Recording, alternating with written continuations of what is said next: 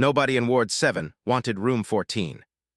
The staff had an unspoken understanding about it, the kind that develops in any workplace where hierarchy and exhaustion have been living together long enough to become the same thing.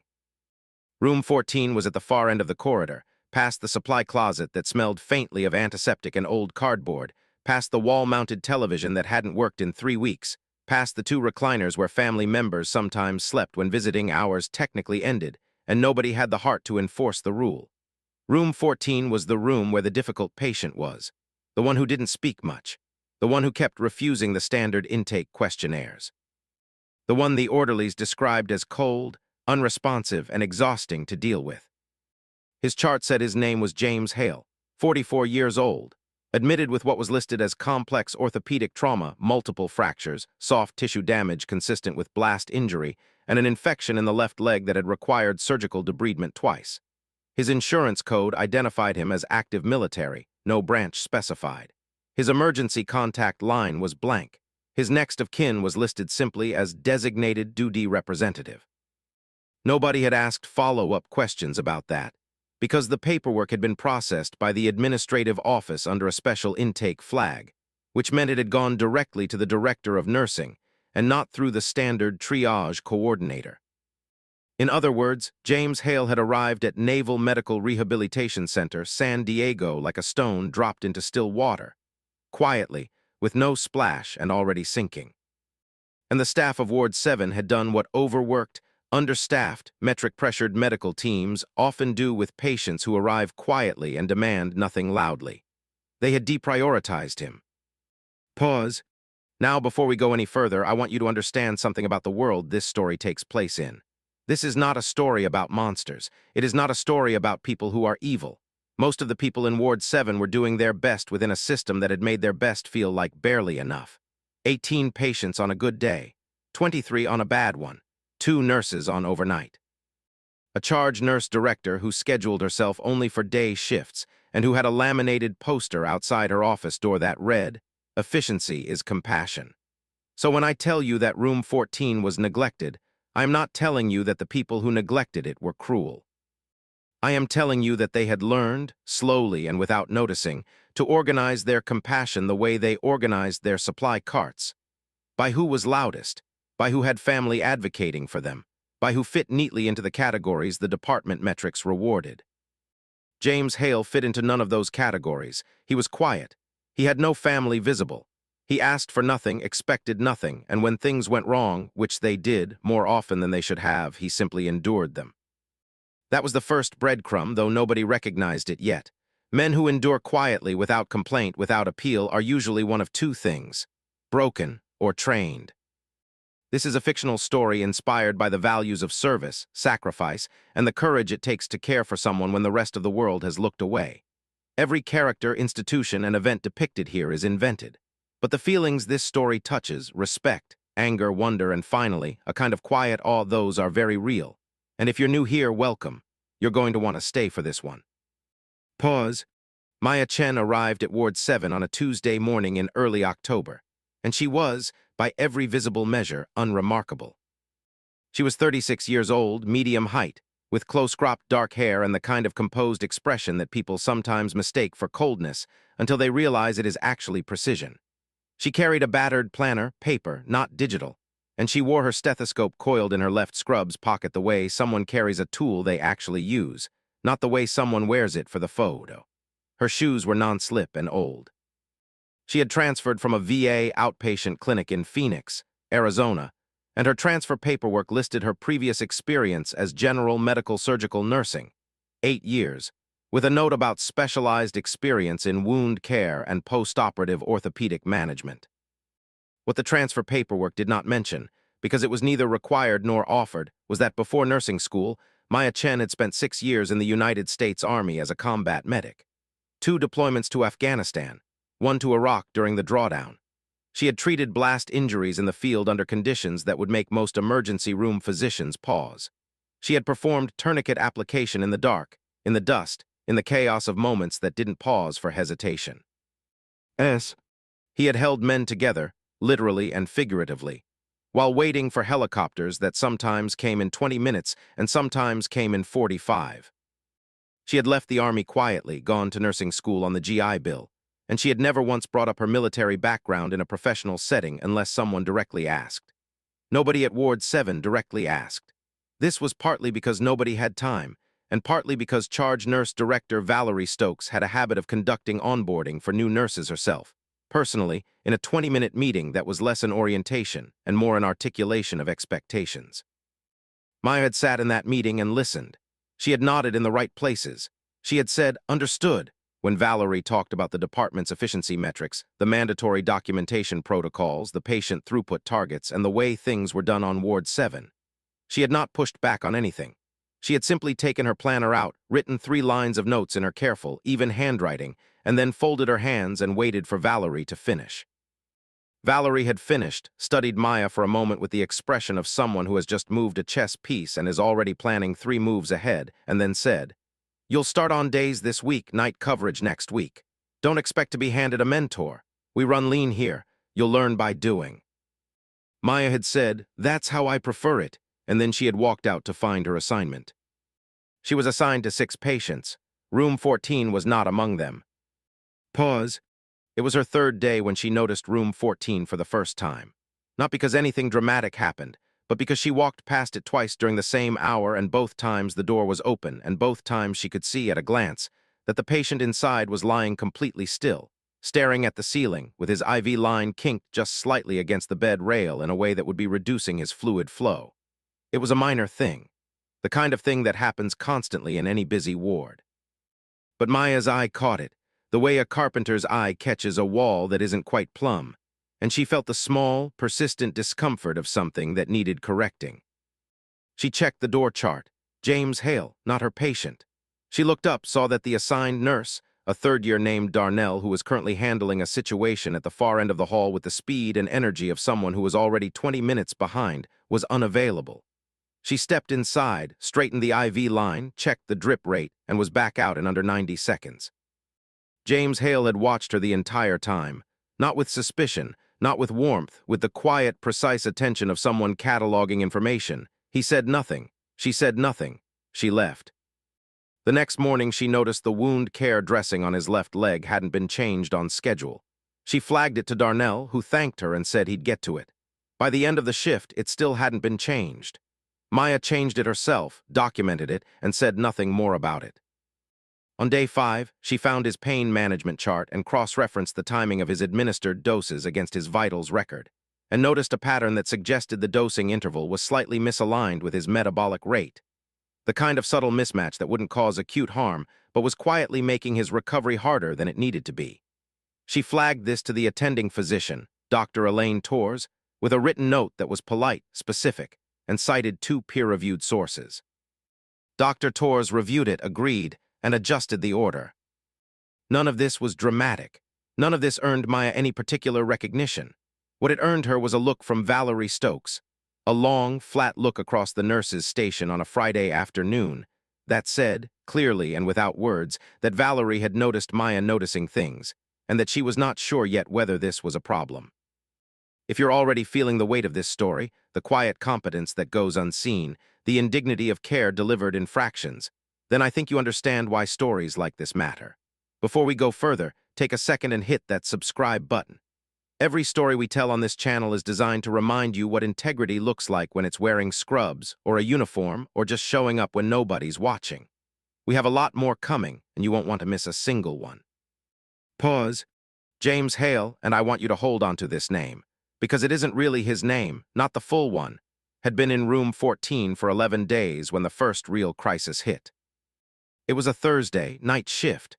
The ward was down to 2 nurses, as scheduled, plus 1 aide. Maya was not supposed to be there at all.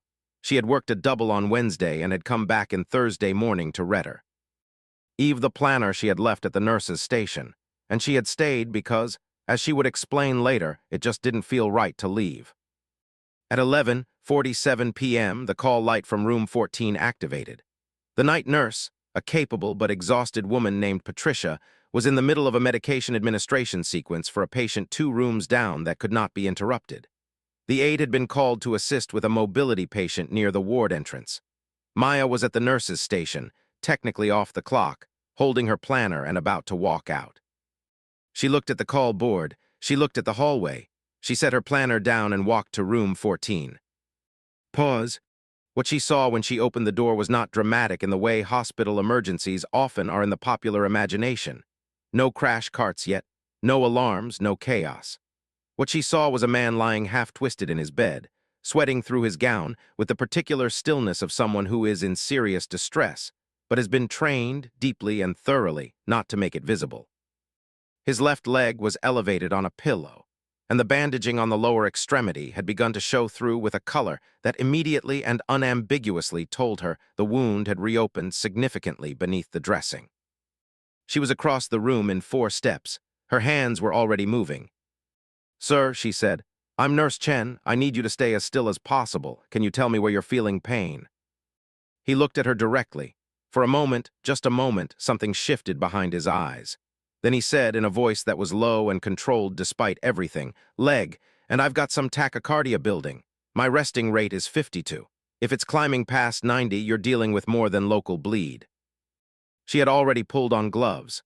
She paused for a fraction of a second at that, because a patient who knows his own resting heart rate to the single digit, and who frames a medical emergency in terms of systemic indicators, is not a routine orthopedic patient. And then she moved forward with everything she had. She called for Patricia through the room's intercom, assessed the wound, applied direct pressure with practiced hands, and began a simultaneous verbal assessment that covered orientation, pain scale, respiratory rate, and capillary refill. She worked the way she had been trained to work in the field, without hesitation, without wasted motion, with a calm so deep and deliberate that it functioned almost like a sedative on the room itself. When Patricia arrived 2 minutes later and turned on the full overhead light, she stopped in the doorway for a moment. Maya was already placing a pressure dressing, talking the patient through his breathing, and simultaneously holding the IV line clear with her elbow. Patricia had worked hospital nursing for 12 years.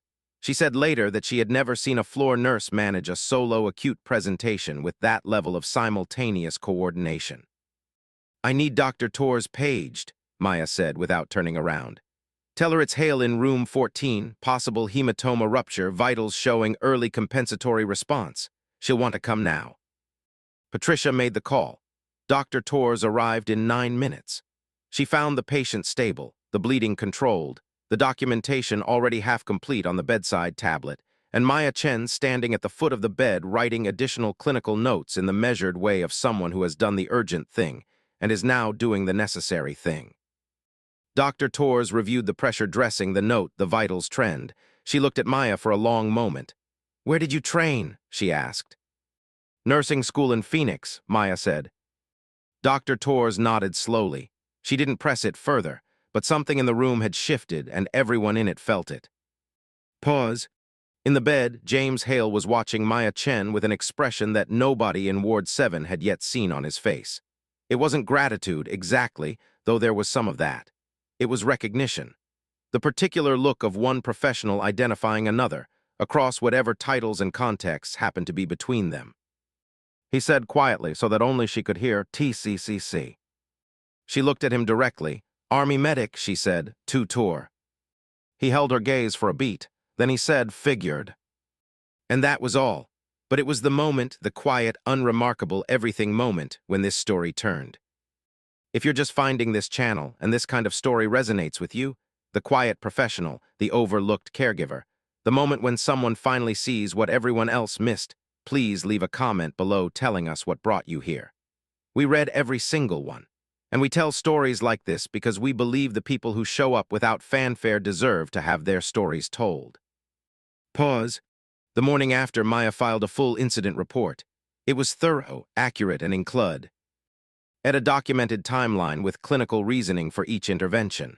This is important because it meant there was a paper trail. And paper trails in the world of hospital administration are a language that certain kinds of people speak very fluently in both directions. Valerie Stokes read that incident report at 7:14 a.m. and called Maya into her office by 8:00. The office was small and organized with the precision of someone who used order as a form of control.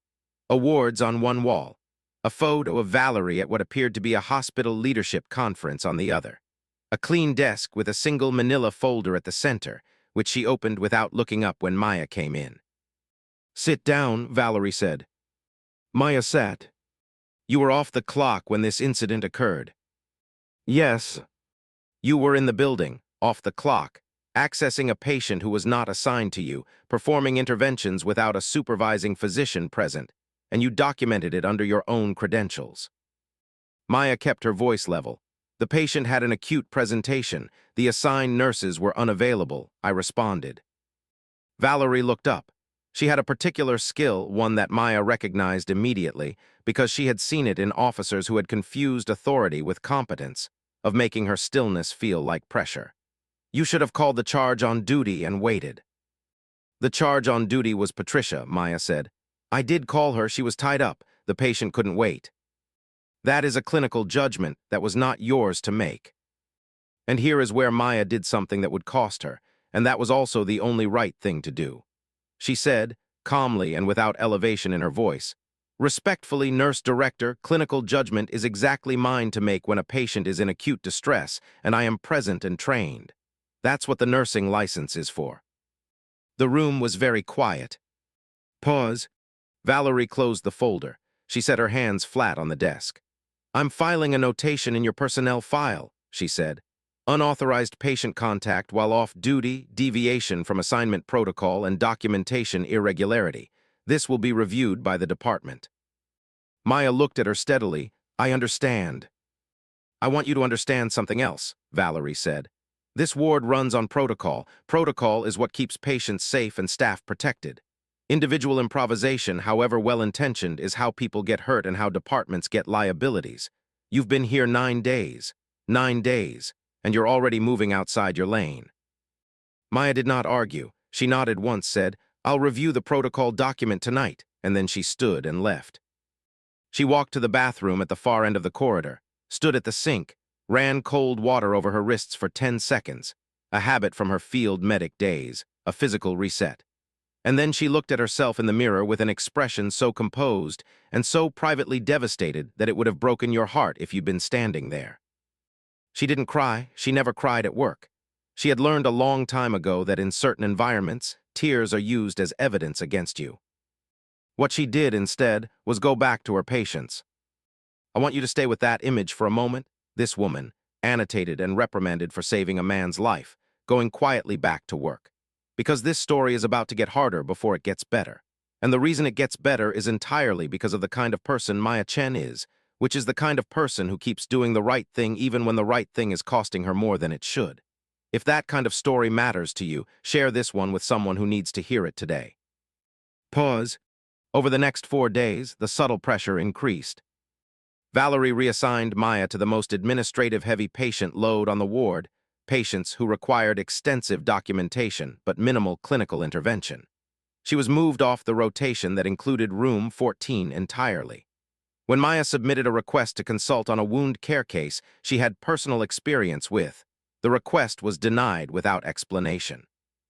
When she asked a question in the weekly team briefing about infection management protocols, Valerie answered it in a way that redirected the credit for the information to a different staff member. None of this was fireable.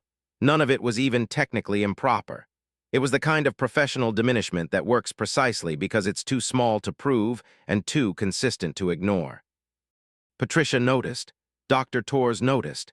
Neither of them said anything because the hierarchy of Ward 7 had made silence feel like survival. And in room 14, James Hale noticed something else. He noticed that the nurse who had stopped the bleeding, the one with the army medic's hands and the civilian scrubs, had not come back. He was not the kind of man who made a lot of requests.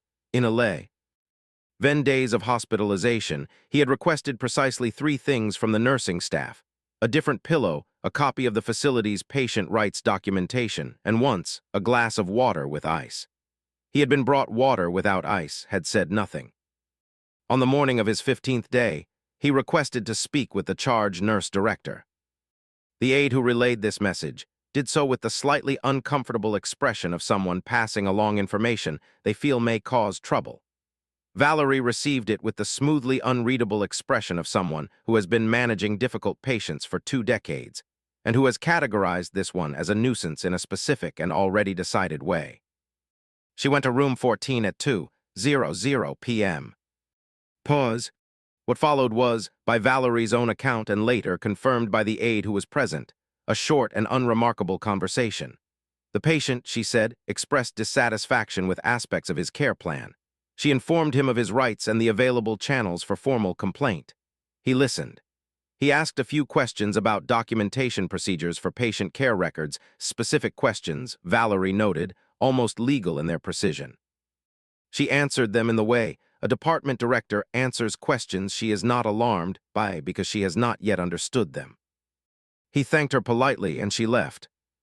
What she did not know, what none of them knew, was that James Hale had been taking notes since day one. Not on paper. He didn't need paper. He had the kind of trained memory that most people can't build because most people have never had to operate in conditions where forgetting a detail could cost lives. He remembered every missed medication window, every documentation discrepancy, every time a wound dressing ran overdue, every interaction time-stamped in his mind with the same precision he would apply to an operational debrief. But we're getting ahead of ourselves. What you need to know right now is that on the evening of that same day, the day Valerie had her meeting with room 14, a black SUV with federal government plates pulled into the hospital parking structure, and two people in civilian clothes got out, checked their phones, and walked into the administrative entrance of the building. They did not stop at the reception desk. They had their own badge access. The night shift aide saw them in the corridor near the administrative offices and said later that something about them felt different from the usual hospital visitors, though she couldn't say exactly why.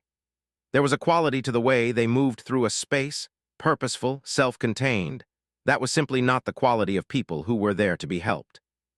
Pause. Maya learned about the visitors the way most floor staff learn about unusual things, through the condensed, detail-stripped version that passes through a break room the next morning. She didn't pay it much attention. She had her own problems. She had received, the previous afternoon, a formal written notice that the personnel notation filed by Valerie had been upgraded to a Level 2 documentation flag, which meant it would now appear on her professional record review at the end of the quarter and could affect her performance evaluation. She had read the notice twice, folded it, put it in her planner, and gone back to work. She was not assigned to room 14. She had not been in room 14 in 5 days, but she was walking past it, as she always did, for the same small automatic reason that had led her there the first time, when the door opened and James Hale was in the process of attempting to get out of bed unassisted, which was, given the current state of his left leg and the explicit medical instruction for non-weight-bearing mobility, a genuinely terrible idea. Maya was inside the room before she had consciously decided to enter it. "Stop," she said, not harshly, the way you say stop to someone who is about to step into traffic. He stopped, he looked at her. There was something in his expression that she couldn't quite read, a controlled, deliberate waiting. "You're non-weight-bearing," she said. "Where are you trying to go?" "Bathroom," he said. "I hit the call button 40 minutes ago." She looked at the light board, then at the door chart. Then at the call log she pulled up on the bedside tablet, 43 minutes, no response documented. She helped him to the bathroom without a word about it, waited, helped him back, repositioned his leg, checked his dressing, noted his vitals on the tablet. Then she stayed, just for a moment, in the way that had become her habit in this room, not out of sentimentality, but because her clinical instincts were telling her something about this patient that her assignment sheet was telling her to ignore. "You were a medic," he said. "Nurse," she corrected. "Army medic first." "Who trained you?" She told him. The unit, the deployment context, the forwar. D operating base. Not the specifics, she knew what was appropriate to share, but enough. He was quiet for a moment. Then he said, very carefully, "You know, Nurse Chen, in my experience, the best people in any organization are usually the ones the organization is most afraid of." She looked at him steadily. "That's an interesting thing to say." "I'm an interesting person," he said, and something happened in the room that was not quite a smile and was not quite a warning. It was the feeling, she would say later, of a door that she hadn't known was there beginning to open. Pause. That was a Friday. On Monday, everything changed. If you've been following along and you're feeling the tension building, the sense that something big is about to happen, something that's going to rearrange everything we think we know about this ward and these people. I want you to know that you are absolutely right, and we are almost there. Take a moment to like this video if you haven't yet. It helps more people find stories like this one, and honestly, I think a lot of people need to hear this story right now. Pause. The man who walked into Ward 7 at 9:15 on that Monday morning did not introduce himself to the nurse's station. He did not check in. He did not wear a visitor badge. He wore a dark civilian suit, and he carried a leather folio, and he walked with the measured, deliberate pace of a man who has stood in rooms that required exactly this kind of composure. He was perhaps 60, silver-haired, with a face that had been sculpted by decades of making decisions that cost people something. His eyes were the kind of quiet that has been trained, not the quiet of uncertainty. The aide at the nurse's station started to say something about visitor protocol, and the man turned to look at her with a kindness so absolute and so calm that it stopped her mid-sentence. He said simply, "I'm here for a patient review. I'll need to see the nurse director when she's available." Then he sat in one of the waiting chairs near the corridor entrance, and he opened his folio and he began reading. Valerie was in a team briefing. She was informed of the visitor through a brief knock and whisper from the ward secretary and came out 5 minutes later with the expression she deployed for hospital administration visits. Controlled, professional, appropriately welcoming without being deferential. The man stood when she approached. He introduced himself. His name, he said, was Admiral Retired Thomas Gale. He had served as Deputy Surgeon General of the Navy and currently held an advisory appointment with the Department of Defense Office of the Inspector General. He was there, he said, in connection with a routine review of long-term rehabilitation care standards for active duty patients at this facility. Valerie processed this. She had dealt with hospital reviews before. She knew the protocol. She was already framing her answers. "Of course," she said. "We'd be happy to cooperate fully. I'll need to see your authorization paperwork." "Already sent to your administrative director," he said. "This morning. They should have received it in time to brief you before my arrival. I apologize if the communication was delayed." He paused just slightly. "I also asked that the briefing include a note about a specific patient file I'll be reviewing, a Mr. Hale in room 14. And that is when, for the first time, Valerie Stokes felt something move through her that was not quite alarm and not quite confusion. It was the specific unease of a person who has been constructing a narrative and has just heard, from an unexpected direction, a sound that the narrative doesn't account for. Pause. Admiral Gale reviewed the ward documentation for 3 hours. He was methodical, unhurried, and said almost nothing. He requested printed records, which the ward secretary provided.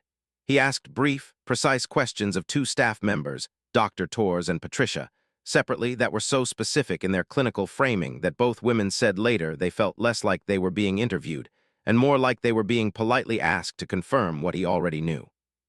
He went into room 14 at 12:45 p.m. He was in there for 45 minutes. Nobody on the ward could hear what was said. When he came out, his expression had not changed. He thanked the ward secretary, made 2 phone calls in the family consultation room with the door closed, and then walked to the nurse's station and asked, with perfect neutrality, "Is Nurse Chen available?" The ward secretary looked at the assignment board. "She's on her lunch break room at the end of the hall." He thanked her, walked to the break room, knocked twice, and opened the door. Maya was sitting alone at the table, eating from a container she had brought from home and reading a clinical journal.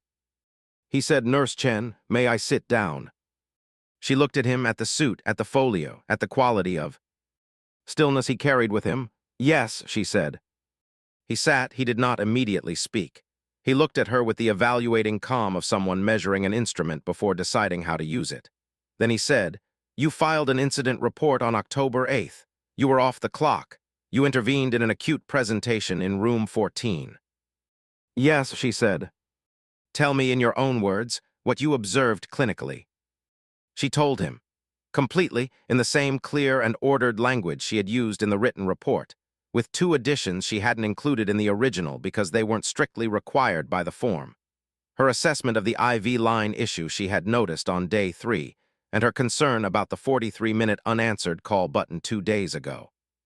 He listened without interrupting.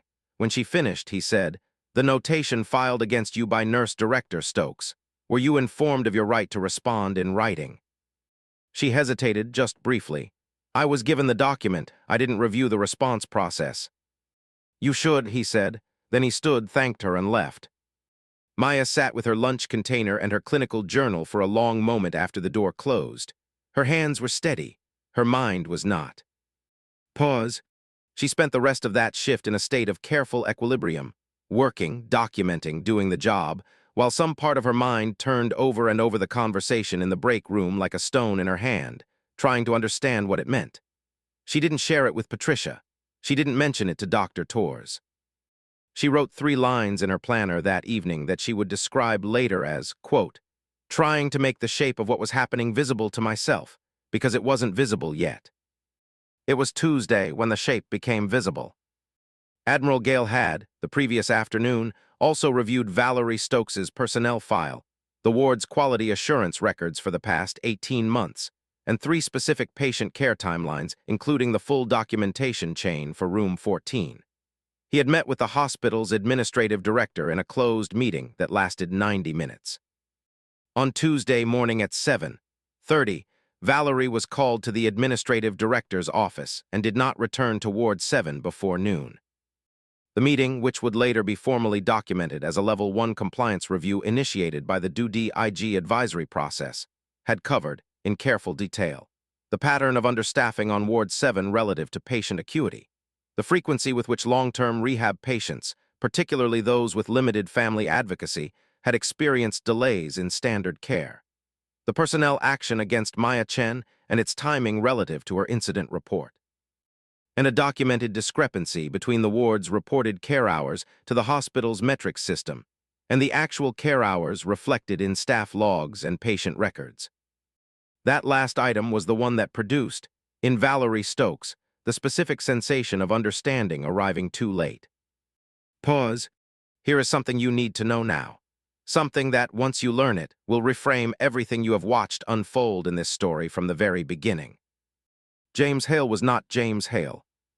His full name, his real name, was Commander James Ghost Harlan of Naval Special Warfare Development Group. 17 years of Special Operations service, multiple combat deployments, decorated with a Silver Star, a second Silver Star, and a Navy Cross for 3 separate acts of valor in 3 separate theaters, the specific details of which remained classified at the time this story takes place. He had been seriously wounded in a classified operation 6 weeks before his admission to this facility, a genuine, serious wound that had required emergency surgery in a theater medical facility before evacuation. The injuries were real. The recovery was real. The choice of this specific facility for that recovery was not random. For 8 months before his admission, the DUD-IG's advisory office had been receiving documented complaints from veteran advocacy groups about the care standards at long-term rehab facilities attached to military medical centers. 3 facilities had been flagged. One of them was this one.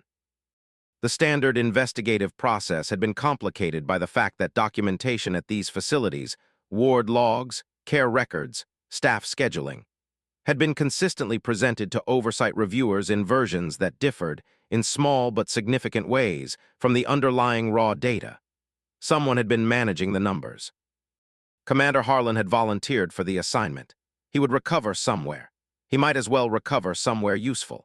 Under a clean intake alias, admitted with genuine injuries, carrying no insignia and making no claims. He had spent 15 days in Room 14 observing, remembering, and waiting. What he had not anticipated was a nurse from Phoenix within. Army medics' hands who would walk into his room on a Tuesday night, and in 90 seconds, do for him what the entire rest of the ward had failed to do in 11 days. He had been watching from then on with a different kind of attention. Pause. This is the moment I want you to feel the full weight of, not just the dramatic irony, though that is extraordinary, but the moral clarity of it. A man who had spent his career being asked to do impossible things in invisible ways was, for the first time, on the other side of invisibility. He was the patient that nobody saw. And when someone finally saw him, not because of his rank, not because of his record, not because of anything except the simple clinical and human fact that he was a person who needed care, it was a woman who knew exactly what it cost to be good at something nobody recognized. Think about that. And if you're feeling what I think you're feeling right now, that combination of aching recognition and something that feels almost like relief, I'd love to hear about it. Leave a comment below. Tell me who in your life shows up the way Maya showed up. The person who does the right thing even when it costs them. We celebrate those people here every single story. Pause. The formal review took the rest of Tuesday and all of Wednesday. Admiral Gale worked with the hospital's compliance officer and an external duty representative who had arrived by Tuesday afternoon. A younger man with a laptop and the focused energy of someone processing a substantial amount of information very quickly. They worked in the family consultation room, which had been repurposed for the duration, and the door remained closed except when they were requesting documents or meeting with individuals. They met with Dr. Torres for 40 minutes. They met with Patricia for 30. They met with 2 other floor nurses, the ward secretary and one of the day shift aides. They reviewed the scheduling records, the medication administration logs, the call light response documentation, and the discrepancy between the reported and actual care metrics. On Wednesday afternoon, they met with Maya Chen for the second time. This meeting lasted almost 2 hours. Admiral Gale asked her to walk through, in detail, every clinical interaction she had initiated or observed regarding the patient in room 14 since her first day on the ward. He asked her to describe the state of the IV line, the wound care delays, the pain management observation she had brought to Dr. Torres, the 43-minute call button response gap, the acute incident on the night of October 8th. She answered everything fully, factually, without embellishment, without drama. She did not frame any of it as an accusation. She framed it as clinical observation, which is what it was. Near the end of the meeting, Admiral Gale said, "Nurse Chen, do you know who the patient in room 14 is?" She looked at him directly. "His chart says James Hale," she said. "I don't know if that's his actual name." Gale studied her for a moment. Then he said, "It isn't, and what I'm about to tell you is being shared in the context of this review. I'd ask that you treat it accordingly." He paused. "The patient in room 14 is Commander James Harlan, United States Navy, Special Operations. He holds a Navy Cross, among other decorations. He was admitted under an operational alias as part of a care standards review coordinated through this office." Another pause. "He has specifically cited your interventions as the only instances of adequate care he received during his admission." The room was very quiet. Maya sat with that for a long moment. Something moved behind her eyes, not surprise exactly. More like the arrival of a name for something she had already sensed but couldn't identify. Then she said quietly, "He knew. From the first night, he knew what I was doing and why." "He recognized your training," Gale said. "He asked for your service history specifically. We confirmed it." A brief pause. "For what it's worth, Nurse Chen, and I mean this as more than a procedural courtesy, what you did on the night of October 8th and every day before and after it is exactly what this review is designed to protect and defend. You have my personal thanks." Maya looked at him steadily. "I wasn't doing it for him," she said. "I was doing it because it was right." Gale nodded. "I know," he said. "That's why it matters." Pause. The formal outcome meeting was held on Thursday morning in the Administrative Director's conference room. Valerie Stokes was present, accompanied by a representative from the hospital's Human Resources Department. Admiral Gale and his duty colleague were present. The administrative director, a quiet and clearly shaken man named Director Brennan, was present. Dr. Torres was present, at Gale's specific request. Maya was present.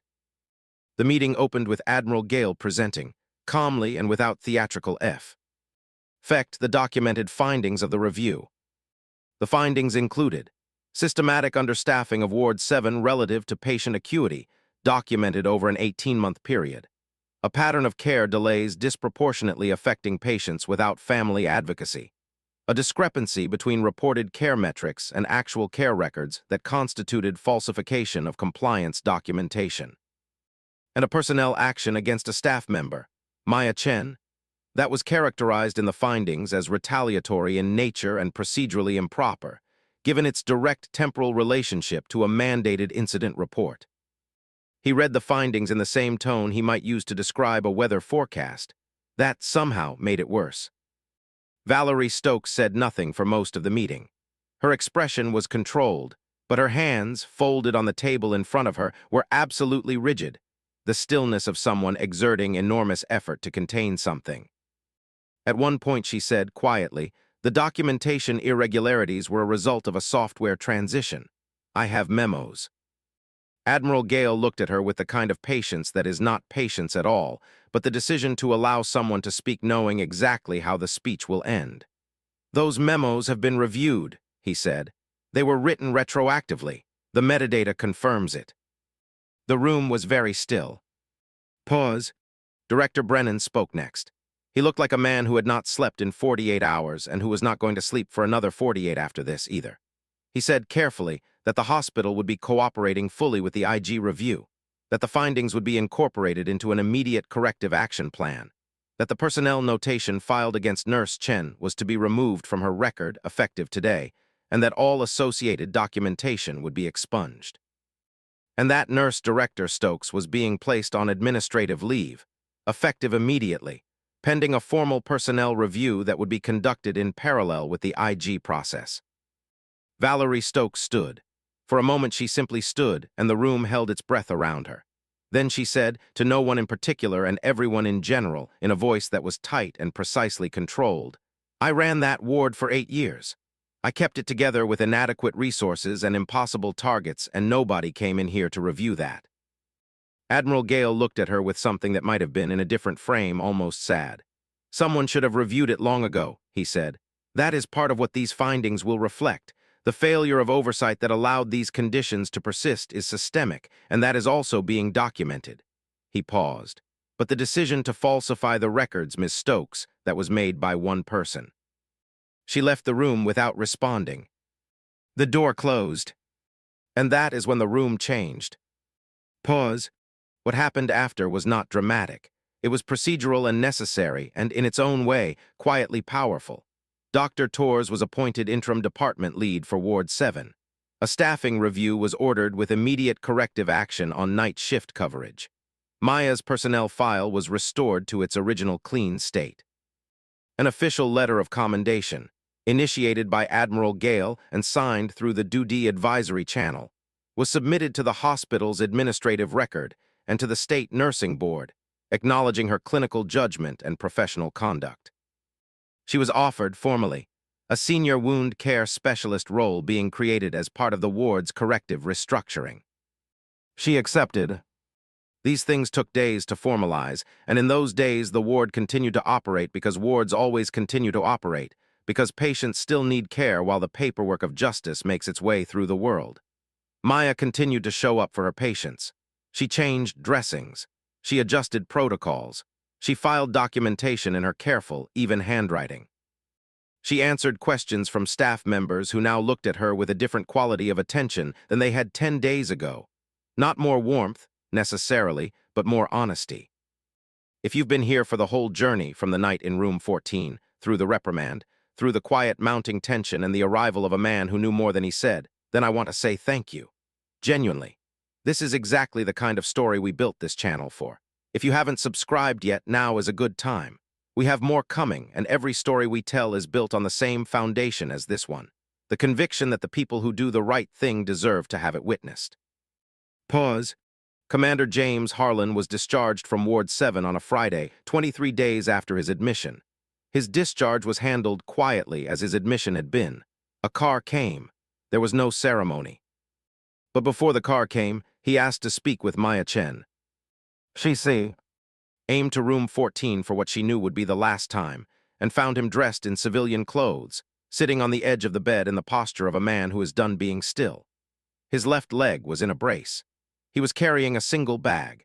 He looked, to her clinical eye, significantly better than he had on the night of October 8th, which was more than anyone had a right to expect given the accumulated care failures of the first 11 days. He looked at her, she looked at him. He said, I want you to know something. The Navy Cross, he paused, just a fraction. There were 4 men on that operation. We all made it out because 2 of us did our jobs correctly when everything was on fire. I spent a long time thinking about what it means to do your job correctly when everything is on fire. He paused again, longer this time. You know what it means. She said, I know what it costs. He nodded. Yeah, he said, it does. He stood, he extended his hand, not in the way of a patient thanking a nurse, but in the way of one professional acknowledging another. She shook it. He said, take care of them. She said, "I always do." He walked out, the car was waiting. She stood in room 14 for a moment after he was gone. The morning light was coming through the east-facing window at an angle that made the whole room feel like the first page of something new. The pillow was still slightly indented where he had been. The call light panel on the wall was dark and quiet. She straightened the bedding, checked the room for anything left behind, documented the discharge in the system, and then she walked back out into the corridor, toward the nurse's station, toward her patients, toward the ordinary and extraordinary work of the day. Pause. There is something I want to tell you about Maya Chen that the story has not found a place to say directly until now. When she was 22 years old and on her second deployment, her unit responded to a vehicle rollover near a patrol route. One of the soldiers in the vehicle was a young private, 18 years old, his first tour, who had taken a piece of secondary shrapnel to the side of his neck. It was a bad location. It was the kind of wound that could go either way very quickly and required someone who knew exactly what they were doing to not go the wrong way. Maya had known exactly what she was doing. She had managed that wound in the back of a moving vehicle for 40 minutes, talking to the private the whole time, telling him to stay with her, telling him to listen to her voice, telling him he was going to be fine. He was fine. He went home the following year. She doesn't know what he's doing now. She has thought about him, she would say later, approximately once a week for the last 14 years. That is what it means to carry your work, not the paperwork, not the documentation, not the metrics or the notations or the performance evaluations. The weight of the moments that mattered, that you carried through correctly, that sent someone home who might otherwise not have gone home. Maya Chen carries a lot. And the reason she could see James Harlan, really see him, when the rest of the ward could not, is because she already knew how to see people who were enduring quietly. She had been doing it since she was 22 years old in the back of a moving vehicle in the dark. Pause. The month after Commander Harlan's discharge was, externally, one of paperwork and process. The IG review proceeded. The corrective action plan was implemented. Night shift staffing was increased. Ward documentation protocols were revised and submitted for external audit. A new charge nurse was selected through an open process, a process that was, notably, significantly more transparent than the previous hire. Maya was asked to participate in the protocol revision committee. She brought her planner, her clinical notes, and 2 years of wound care research she had been quietly accumulating in Phoenix for reasons she had never been asked to explain. She contributed more in the first 2 sessions than some committee members contributed in a month. Dr. Torres, at the end of their first session together, said quietly, "You should have been here years ago." Maya smiled, a small, real smile, the kind she did not deploy casually. "I'm here now," she said. 3 things happened in the weeks that followed that felt like, and were, the public shape of private vindication. The first was a formal communication from the hospital's administrative board acknowledging the commendation letter from the Duty Advisory Office, which was entered into the hospital's institutional record. It cited Maya Chen by name. It described her actions as exemplifying the highest standards of clinical judgment and patient advocacy. Copies were sent to the state board and to the hospital's credentialing committee. The second was a quiet email from a Duty address that Maya received on a Thursday evening. It was brief. It said only, "Commander Harlan has requested that a copy of your professional commendation be filed with the Naval Special Warfare Development Record as an act of patient testimony. Per protocol, your consent is required. Please reply if you agree." She replied within 10 minutes. The third was the day the new call light response protocol was implemented on Ward 7, a protocol that included mandatory documentation of all response times and a supervisory review flag for any gap over 15 minutes, and the ward secretary put a small laminated notice on the nursing station wall, beside the spot where Valerie's "Efficiency is Compassion" poster had once hung. The new notice said simply, "Patient first. Always." Nobody said who had put it there. Nobody needed to. Pause. I want to stay with this for a moment before we close, because this story, like all the stories we tell here, is about something larger than any one ward or any one woman or any one wounded commander who nobody wanted to deal with until someone did.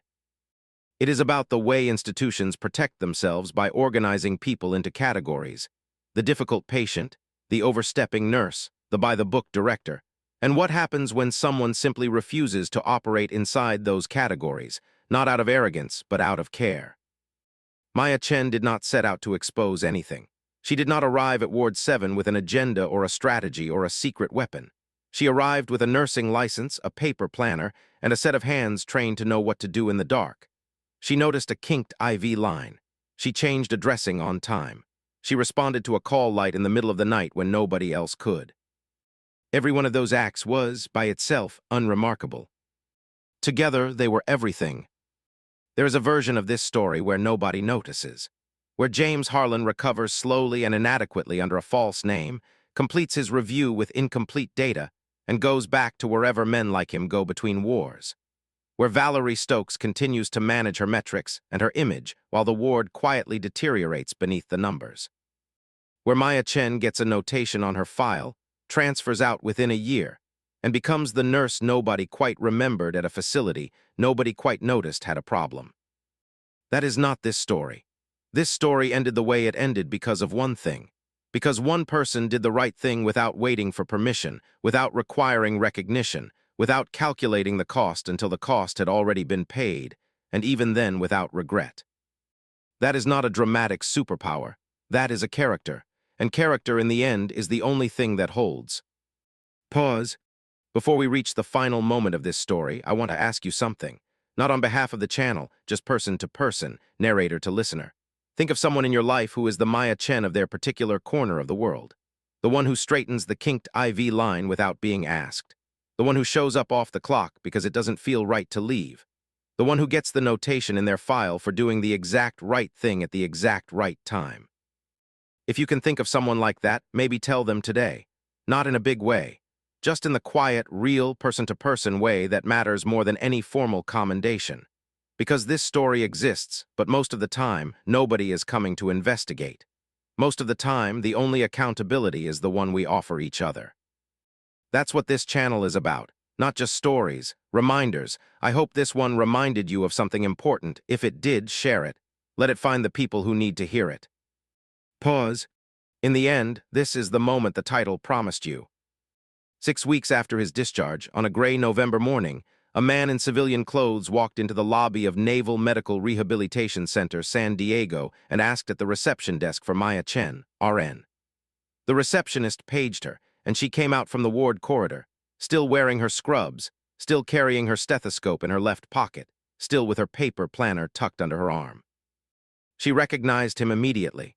He was thinner than when she'd known him, or maybe just more upright, harder to see the illness in him now that he was vertical and moving with purpose.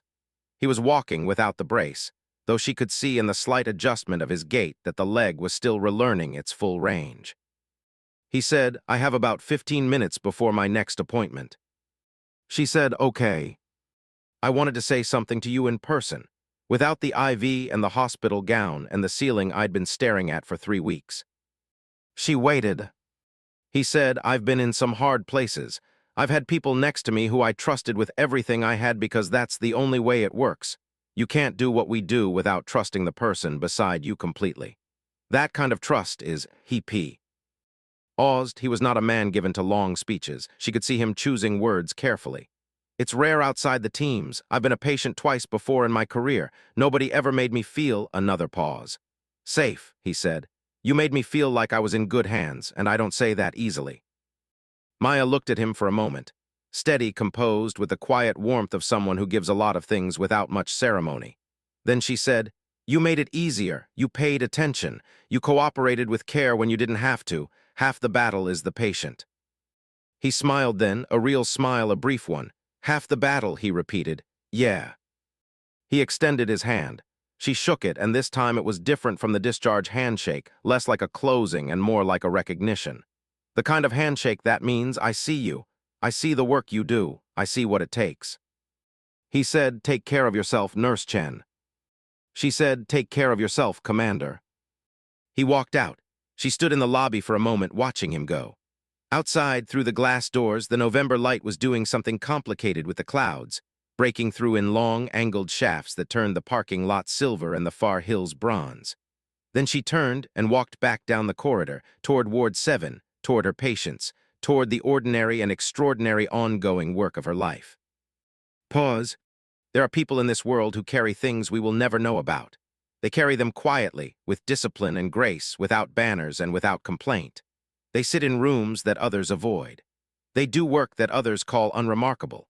They endure processes designed to minimize them, and they endure with the contained dignity of someone who knows their own worth, even when the system around them has temporarily forgotten it. Maya Chen was one of those people. Commander James Harlan was another. And what this story asks of us, the only thing it asks, is that we consider how many more of them are out there, right now, in wards and hallways and field positions and underfunded clinics and day jobs that barely touch the surface of what they are actually capable of. The world does not always send an admiral with a leather folio to set things right. Most of the time, the accounting is slower and quieter than that. Most of the time, the only thing standing between someone who is doing the right thing and someone who is punishing them for it is someone else deciding to notice. Be the person who notices. That is not a small thing. It is, in fact, everything. Pause. This has been the Wounded SEAL commander everyone avoided, until a new nurse changed everything. If this story moved you, stayed with you, made you think about someone you know or someone you want to be, please subscribe to this channel right now. We tell stories like this one every week. Stories about quiet courage and earned respect, about the person in the room that nobody sees until the moment when seeing them is the only thing that matters. We are building a community of people who believe those stories deserve to be told, and every subscriber, every comment, every share is how we keep doing this work. Tell us in the comments, who is the Maya Chen in your world? What does it mean to you to be seen by the right person at the right time? We read every comment, every one. This story was fiction, but the values in it are real. The courage is real. The care is real. And if you felt that, if somewhere in the last hour this story reminded you of what it looks and feels like when a person simply does the right thing, then it did exactly what it was meant to do. Thank you for watching. Thank you for staying. We'll see you in the next one.